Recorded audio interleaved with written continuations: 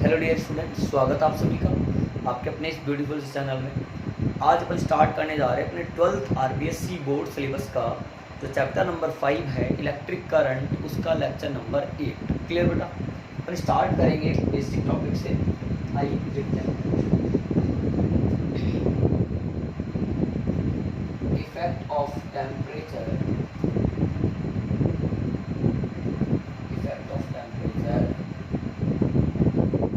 on the resistance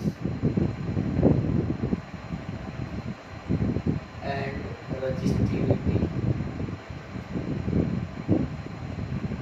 of materials of substances।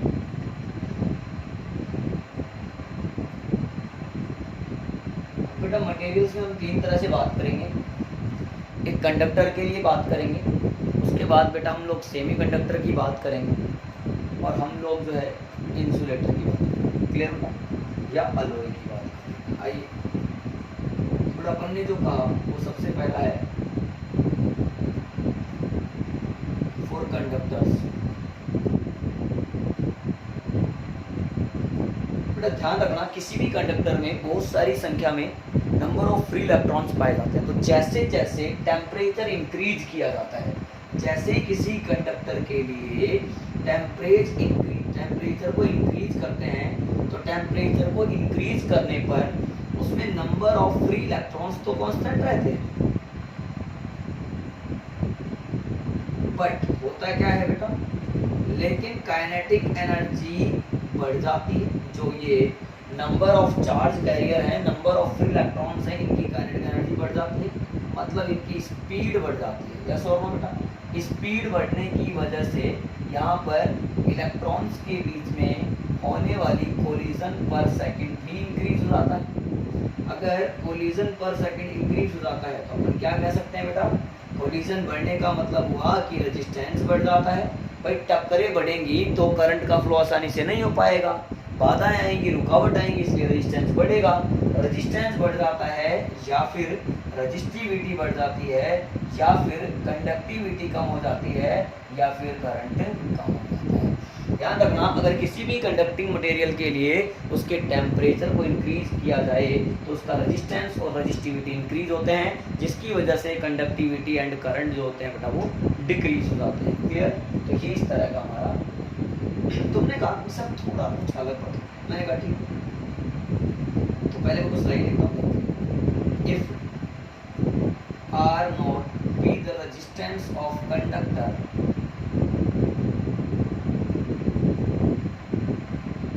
B the resistance of conductor at 0 degree Celsius temperature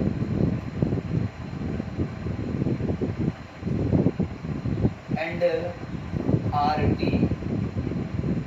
be the resistance of conductor at T degree Celsius, then बेटा अगर किसी भी conductor का 0 degree Celsius temperature पर resistance R0 हो और T degree Celsius यानी 0 degree से अपन ने उसका टेम्परेचर कितना इंक्रीज कर दिया, T डिग्री सेल्सियस तक इंक्रीज कर दिया, और उस टेम्परेचर पर रेजिस्टेंस ऑफ दी कंडक्टर कितना मान लिया बेटा? RT मान लिया। Then increment in resistance, then increment, आप समझते रहना बेटा, then increment in resistance is directly proportional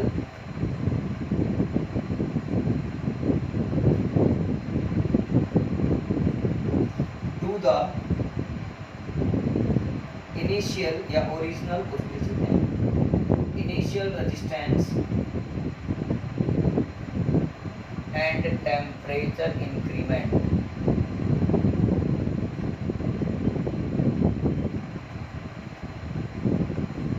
बेटा मैंने क्या लिखा है कि जो रेजिस्टेंस में इंक्रीमेंट होता है यानी RT minus R0 is directly proportional to the initial resistance यानी R0, इक्वेशन नंबर। एंड वापस से increment in resistance is directly proportional to temperature increment यानी T माइनस 0। पहले 0 डिग्री सेल्सियस टेम्परेचर था, बाद में T हो गया, इंक्रीमेंट कितना हुआ था? T minus 0। Equation number second from equation 1 and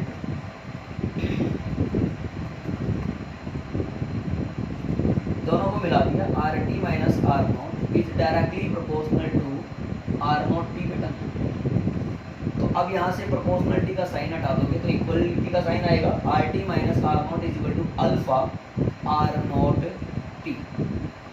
equation number आ गया मेरे पास में बेटा। यहाँ पर अल्फा एक कांस्टेंट है, इसको coefficient of temperature coefficient of resistance कहा जाता है, where alpha is a constant which is known as temperature coefficient of resistance,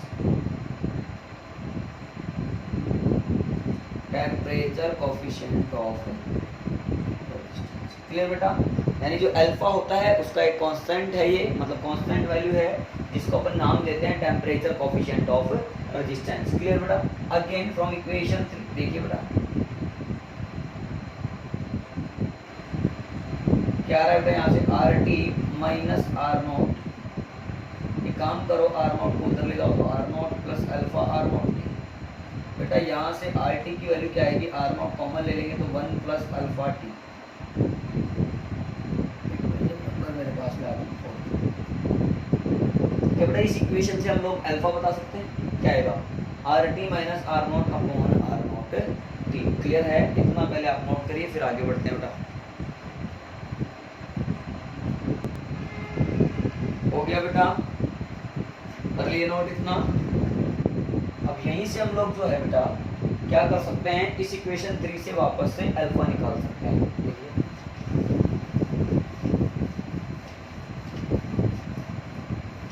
या फिर पहले काम करो आप, एक लाइन यहाँ पर नोट कर सकते हैं, Hence, it is clear that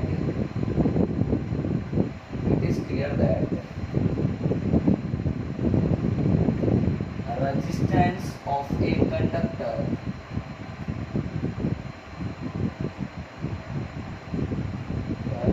increases on increasing temperature.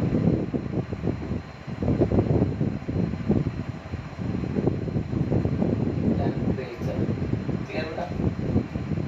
Hence temperature coefficient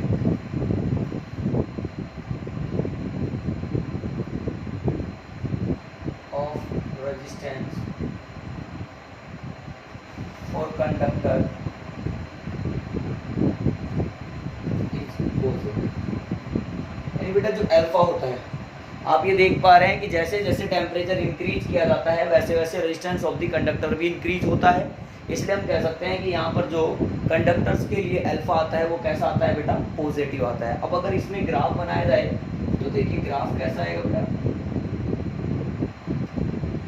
resistivity या फिर रेजिस्टेंस का आर और रो का किसके साथ ग्राफ बनाया जाए बेटा, टी के साथ में ग्राफ बनाया जाए। तो जैसे जैसे टेम्परेचर बढ़ा रहे हैं वैसे वैसे ये भी बढ़ रहा है, कैसे पर एक्सपोनेंशियल। क्लियर बेटा?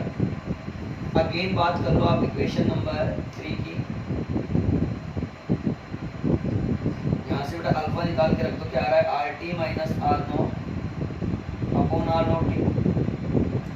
इस वैल्यू को क्या बोलते हैं, increment in resistance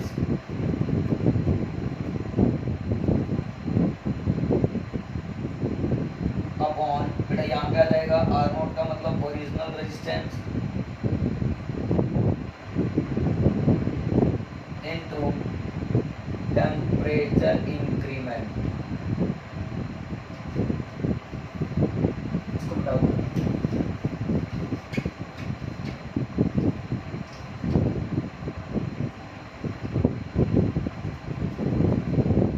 temperature increment. Clear था?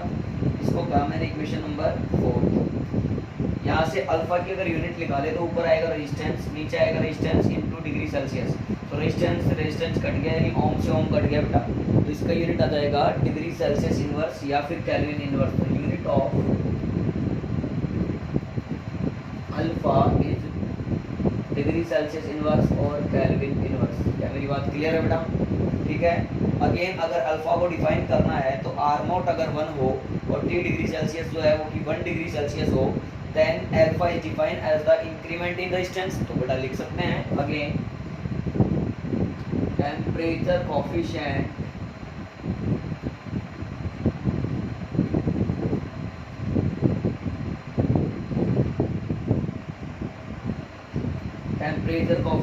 of resistance is defined as the increment in resistance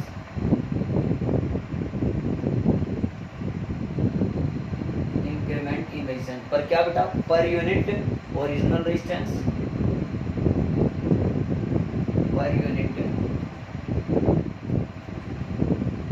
original resistance and per unit degree temperature increment.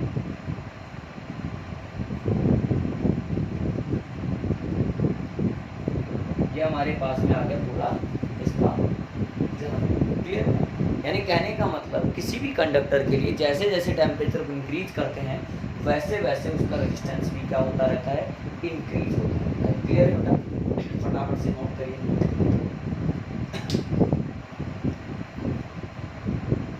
हो गया बेटा, ओके।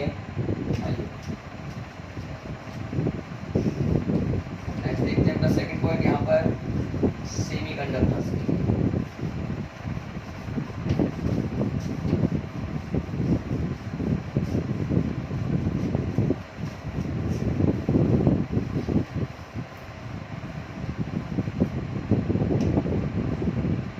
सेकंड बेटा आप लिख सकते हैं फॉर सेमी कंडक्टर्स।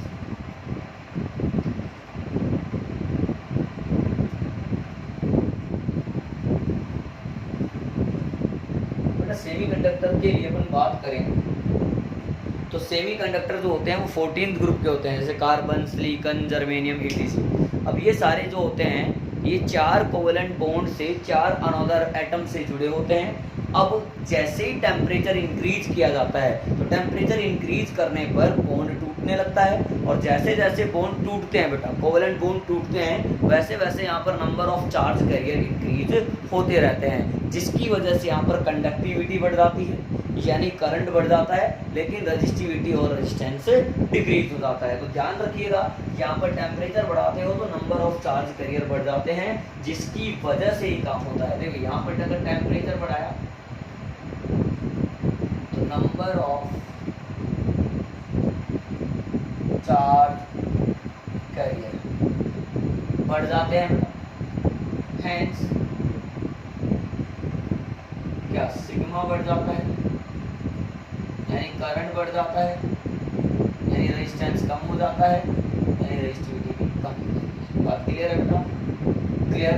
अच्छा तो यहाँ पर अपन एक ग्राफ अगर ड्रॉ करें सेमीकंडक्टर्स के लिए आर और रो या फिर टेम्परेचर के साथ, तो ग्राफ कैसा आएगा बेटा, सर ग्राफ कैसा आएगा, जैसे ही टेम्परेचर बढ़ाओगे तो रेजिस्टेंस घटना चाहिए, तो रेजिस्टेंस घटेगा बेटा, इसके अंदर में जो ग्राफ आएगा वो इस तरह का आएगा।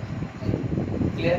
जैसे जैसे टेम्परेचर इंक्रीज हो रहा है वैसे वैसे रेजिस्टेंस और रेजिस्टिविटी ऑफ द सेमीकंडक्टर क्या हो रहा है बेटा, डिक्रीज हो रहे हैं। क्लियर है मेरी बात आप लोगों को, ठीक है।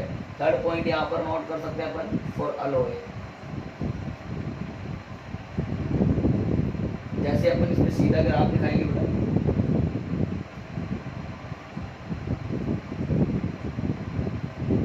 ये ग्राफ बेटा, यानी this graph is shown for nichrome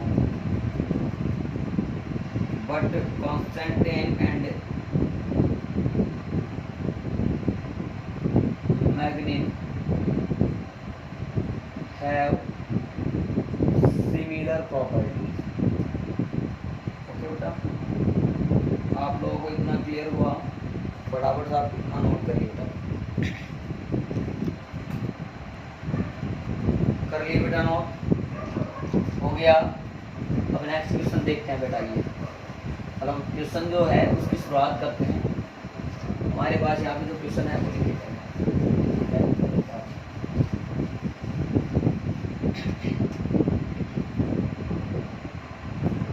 पूरे कंडक्टर हम लोगों को बेटा कंडक्टर के लिए दिया गया है रेजिस्टेंस एट 50 डिग्री सेल्सियस 5 ओम, बेटा 100 डिग्री सेल्सियस पर दिया गया है 6 ओम, बेटा अल्फा पूछा गया है, बेटा आर नॉट पूछा गया है। क्या करना होगा बेटा, फॉर्मूला हम लोग जानते हैं कि आर टी बराबर R naught 1 plus alpha T.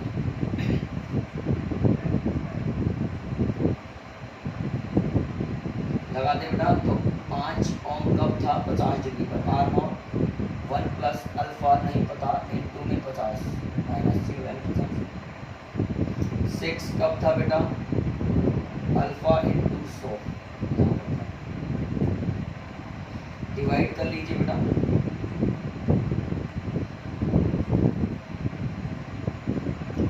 छः बटे 5 is equal to 1 plus 100 alpha, cross multiply करो बेटा, 6 into 1 6, 300 alpha is equal to 5 plus 500 alpha, 500 में से 300 गया 200 अल्फा, अल्फा बराबर 1/200 डिग्री सेल्सियस इनवर्स। हेंस बेटा आर नॉट निकालना है, कहीं से निकालो, 5 बराबर आर नॉट 50, 500 के 20,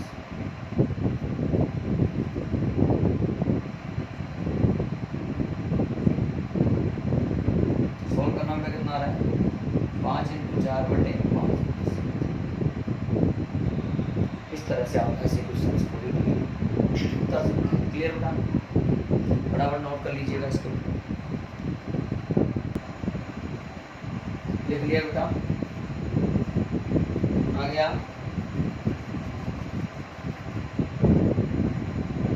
देखिए अब मान लीजिए कि कोई वायर है और उस वायर के लिए हम लोगों को पहले रेजिस्टेंस दिया गया है और फिर कुछ स्पेशल कंडीशंस में रेजिस्टेंस पूछा गया है। तो बेटा पहले अपन इस तरह से ऐड करके हेडिंग नोट कर लेंगे, if resistance of a wire is R then find new resistance for following conditions.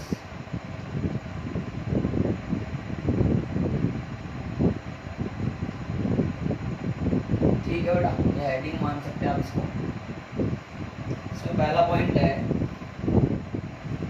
If length of wire is constant, length constant है but radius of wire is increased and times, length को constant रखा जाए लेकिन उसकी radius को n times increase कर दिया जाए। तो बेटा यहाँ से देखिए नया रेजिस्टेंस क्या आएगा, वी नो दैट r बराबर रो एल अपॉन ए। यहाँ पे अगर r देखो l रो कांस्टेंट है, l कांस्टेंट है, तो r is inversely proportional to ये हो गया बेटा, तो r is inversely proportional to r square हो गया बेटा। तो r डैश अपॉन r कितना आने वाला है सर, स्मॉल r, अगर पुराने वाले में रेडियस था तो अब कितना है n इंटू r का स्क्वायर, लिख लेते हैं बेटा, r dash upon r is equal to r square बटे n square r square, r square से r स्क्वायर कट गया तो r अपॉन n स्क्वायर। क्या आएगा प्यारे बच्चों, इस तरह से नया रेजिस्टेंस हम लोगों को मिल गया। सेकंड पॉइंट देखो बेटा, if area is equal to constant but length is increased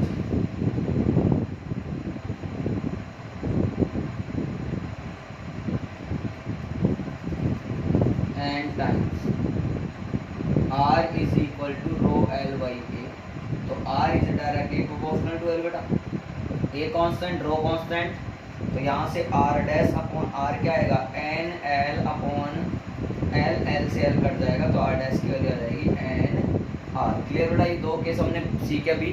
length constant रखते हुए अपन रेडियस को इंक्रीज कर दें, या एरिया को कांस्टेंट रखते हुए अपन लेंथ को इंक्रीज कर दें। क्लियर, आप इतना नोट करिएगा, फिर अपन दो केस और देखते हैं। हो गया बेटा, कर लिया नोट। अब तीसरा पॉइंट देखो, तीसरे पॉइंट में हम लोग क्या करने वाले हैं।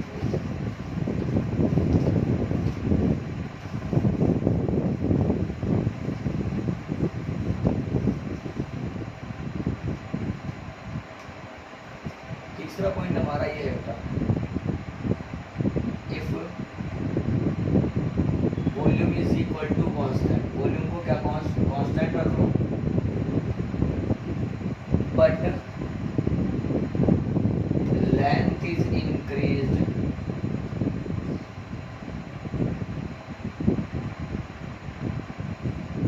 N times. तो बेटा कैसे आएगा ये, और वॉल्यूम कांस्टेंट है तो आर बराबर रो एल अपॉन ए, लेंथ को इंक्रीज कर रहा है वॉल्यूम को कांस्टेंट रखते हो, तो यहाँ पे क्या करना होगा, लेंथ को बचा के रखो और एरिया को गायब कर लो। एरिया इनटू लेंथ, वॉल्यूम होता है तो लेंथ से यहाँ भी मल्टीप्लाई करना पड़ेगा, तो rho l square upon volume. तो बेटा अब ध्यान से देखें, तो रो कांस्टेंट, वॉल्यूम कांस्टेंट, तो R is directly proportional to l square, तो R dash upon R n square l square upon l square. तो बेटा एल स्क्वायर से एल स्क्वायर कट गया, आर डैश की वैल्यू आ जाएगी हमारे पास N square are.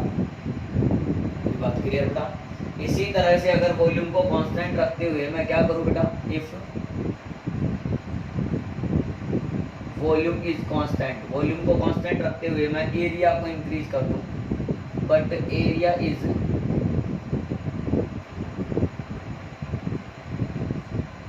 Increased n times, then R बराबर, अब एरिया को इंक्रीज करना है तो एरिया को बचाओ, लेंथ को गायब करो, तो R rho in sorry L into A, rho L into A upon A square. क्यों बेटा, तो यहाँ पे क्या आ जाएगा, रो इंटू वॉल्यूम ऊपर हो जाएगा, नीचे आ जाएगा एरिया का स्क्वायर, तो रो कांस्टेंट वॉल्यूम कांस्टेंट, तो यहाँ से R is directly proportional to 1 upon A square, यहाँ से आर डैश अपॉन आर कितना आ रहा है बेटा, ए स्क्वायर बटे एन स्क्वायर ए स्क्वायर, यहाँ से ए स्क्वायर से ए स्क्वायर कैंसिल हुआ, तो आर डैश की वैल्यू आ जाएगी हमारे पास में R by n square. Clear हुआ, फटाफट नोट कर लीजिए बेटा इसको भी, ठीक है हुआ। नेक्स्ट केस देखते हैं को लास्ट। अब मान लीजिए आप वायर जो है उस वायर को क्या करो, एन टाइम्स फोल्ड कर दो, उसको फोल्ड करते लिया हो, तो क्या होगा बेटा, पांचों पॉइंट देख लो। If wire is folded n times, then wire ऐसे फोल्ड हो जाएगी। इस कंडीशन में जो एल डैश आ रहा है वो आएगा एल वाई एन, अगर एन टाइम्स करोगे तो वॉल्यूम कांस्टेंट रहेगा, एरिया इनटू लेंथ बराबर A dash into l by n. यहाँ से ए डैश की वैल्यू कितनी आएगी बेटा, ए डैश की वैल्यू आएगी एन ए, हैंस बेटा मैं सीधा आर डैश लिख रहा हूँ, क्या आएगा, rho l dash upon A dash, rho l dash की वैल्यू लिख लो l by n into A dash 1 upon n A. तो बेटा अभी आ रहा है आर डैश बराबर rho l by A into 1 by n square, तो कुल मिला करके आर डैश की वैल्यू आ जाएगी आर बाई एन स्क्वायर। क्या मेरी बात क्लियर है बेटा, कर लीजिए नोट।